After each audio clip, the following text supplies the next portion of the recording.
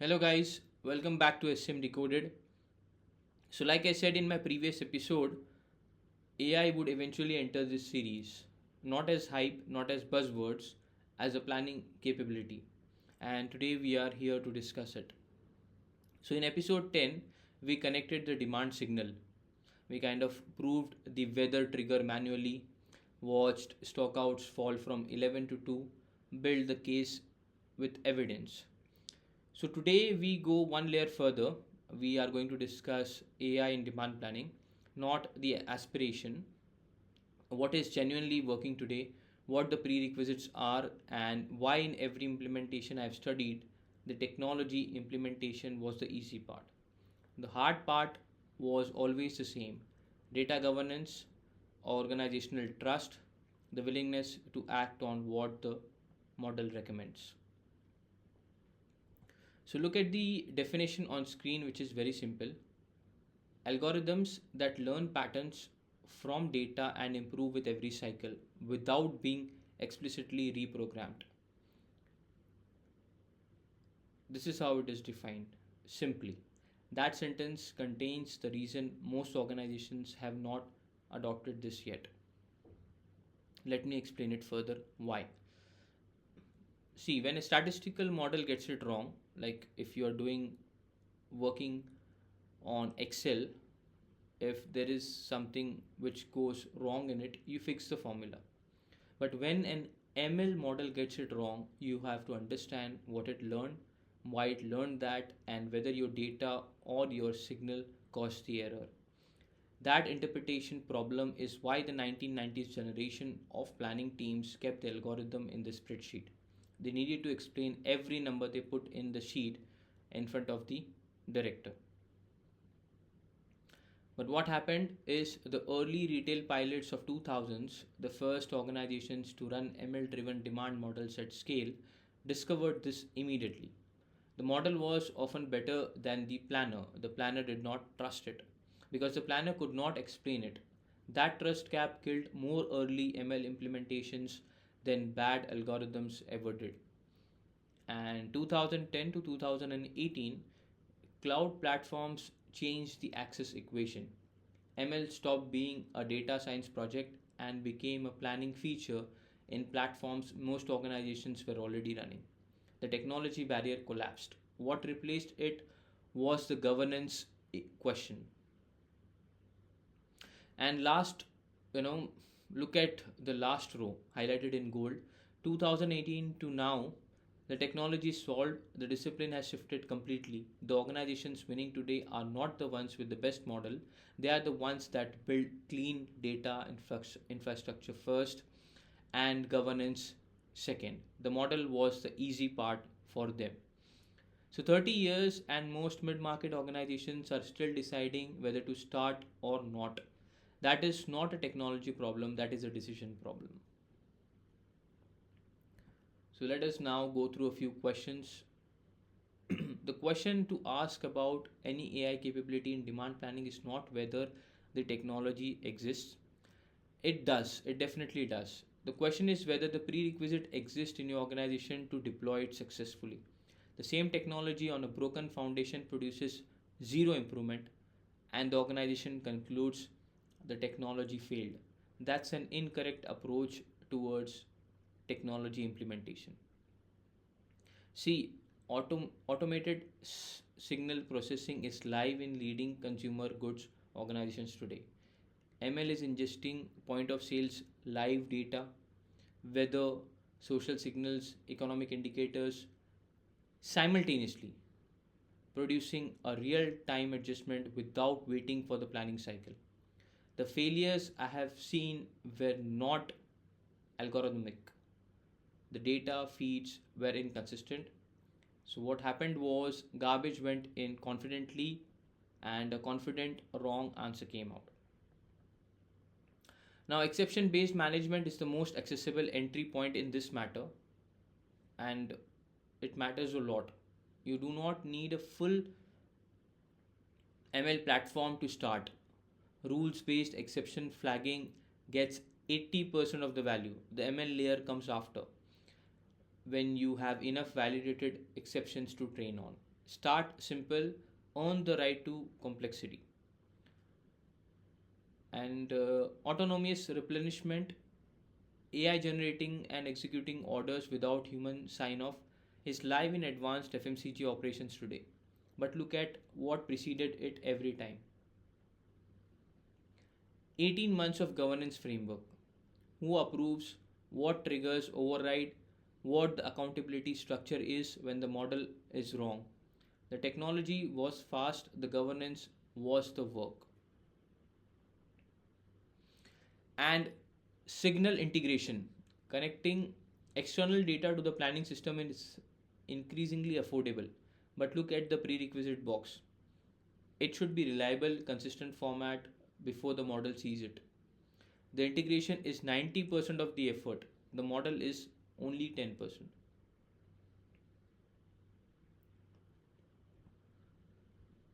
Now, the urgency to implement artificial intelligence before competitors is real. Okay, leadership commits budget, a project launches, technology is deployed, accuracy does not improve. That's what happens in most of the organizations. And the conclusion is the technology did not work. The technology worked fine.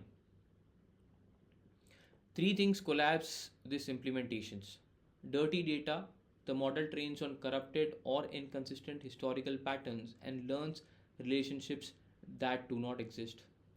Unvalidated signals, an external data feed is connected without first proving it has a real predictive relationship. The model learns a phantom, a ghost.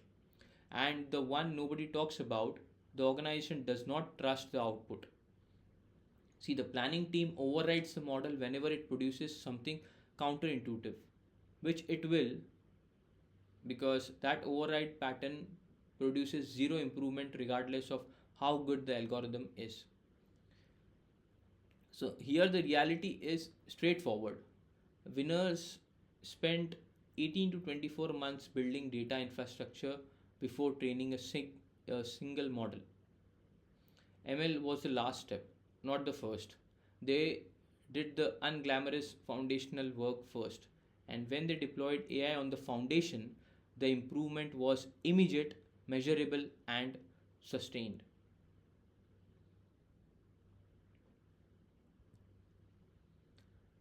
So, how do we go about that? 18 months, when competitors appear to be deploying AI capabilities ahead of you, 18 months of infrastructure work feels impossible. I understand that kind of instinct, but understand what those 18 months produce. So 6 months of data audit, every source mapped, every inconsistency found, every pipeline validated. This is not a glamorous work. Organizations that skipped this discovered the problem when the model started producing confident nonsense and had to audit retroactively after spending budget on a deployment that produced nothing. 6 more months of signal validation. Every external signal the organization intended to use connected manually first, proven to have a real predictive relationship, not assumed, proven with evidence. If you cannot find the signal in your data by hand, you are not ready to train model on it. And 4 months of governance, the hierarchy, who approves the model, what triggers a manual override, what the accountability structure is when the model is wrong. This conversation took longer than building the technology every time. 2 months of deployment on a solid foundation, the improvement, trust me, was immediate and it stayed. So the 18 months was not slow, it was the right sequence. The organization that tried to skip it rebuilt the foundation anyway after spending budget on technology they could not use.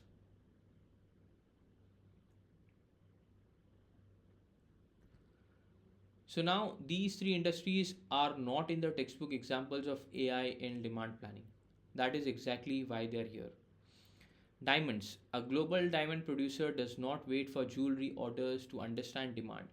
ML models monitor Chinese consumer confidence, US bridal season velocity, luxury consumption indexes. 8 to 12 months before the stone is cut.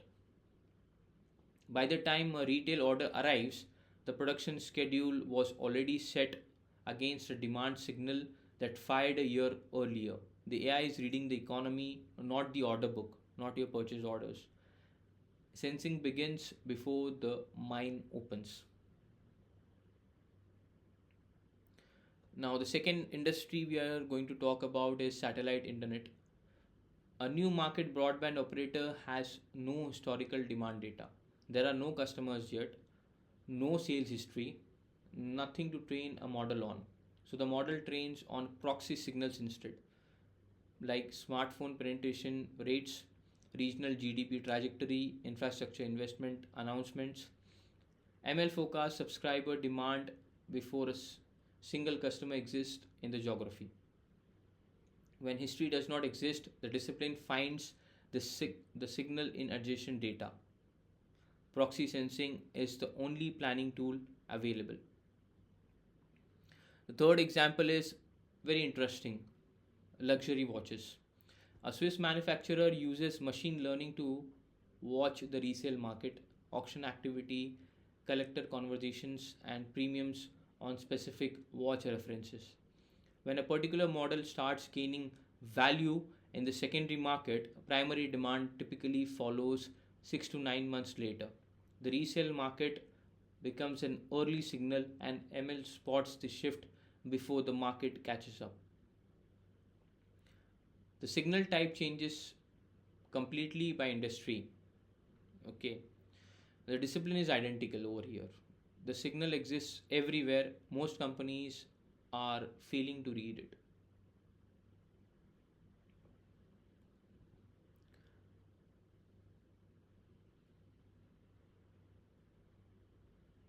So now we are going to take a real world example of consumer goods, seasonal beverages. The seasonal beverages are very much close to the temperature fluctuations and are kind of interesting example. So we'll take one field story. So it started with a simple weather signal we discussed in episode 10.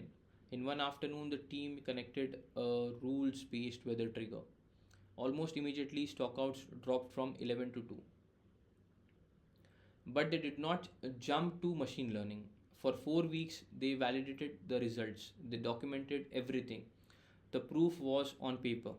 Only then did ML enter the picture. The model was trained on validated demand signals, historical data, and local event calendars. And then it found something unexpected: a relationship between a specific local event and demand, a pattern that rules based system had completely missed. So nobody was tracking it. The model found it inside the data. The result: another 12% increase in forecast accuracy on the top of the baseline. And the lesson here matters: prove the signal manually, validate it, document it, automate it, then apply machine learning, because every step becomes the foundation for the next. Hope this example was useful for you. So look at this stack. I deliberately put it you know so that season 1, you understand, season 1 is a deliberate sequence. Every layer depends on the one below it. So we kind of started with the diagnostic layer, episodes 1 and 2, because before you can fix a forecasting problem, you need to be able to name it precisely. Then we spoke about the method layer, the parameter layer, the accuracy dashboard, each one building on what came before. Episodes 8 and 9 addressed the system design problems like bullwhip and CPFR, the patterns that corrupt good forecasts upstream and downstream. Episode 10 built the real time correction layer. Today, episode 11 adds the ML layer on top of everything that came before it. And we are not done with the season 1. look at what comes next. We are going to talk about gap analysis in episode 12, the forecasting policy matrix in episode 13, sales and operations meeting in episode 14, VMI in episode 15, and IBP in episode 16. Each one takes the intelligent tools we have been building and shows how to deploy them inside a planning process that actually functions. So the AI layer we build today is not the end. It is the point where the intelligence tools are complete. What comes next is how to use them efficiently.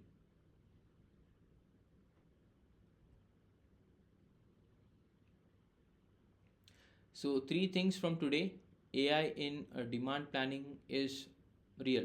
The capabilities exist and they work. The question is never whether the technology works, it is whether your foundation does. Second one, the sequence matters more than the algorithm. Rules based first, you need to validate, then deploy machine learning. Every organization that skipped this sequence rebuilt the foundation anyway after spending budget on a deployment that produced nothing. The governance conversation is harder than building the technology. Start it before you deploy anything. So, one question to take into your next planning meeting: do you have 18 months of clean, validated demand data with proven signal relationships? Or are we planning to deploy ML without that foundation? So, now if you have to implement, if you get a project or a task to implement any system in any organization, you know what question you have to ask. That question will tell you exactly where you are and where the organization is. So next week, gap analysis. The plan and the actuals never match. What the gap actually tells you and how to close that gap. So subscribe, like, share, and I will keep on seeing you always. This is SCM Decoded for you, the global supply chain community. Thank you for joining.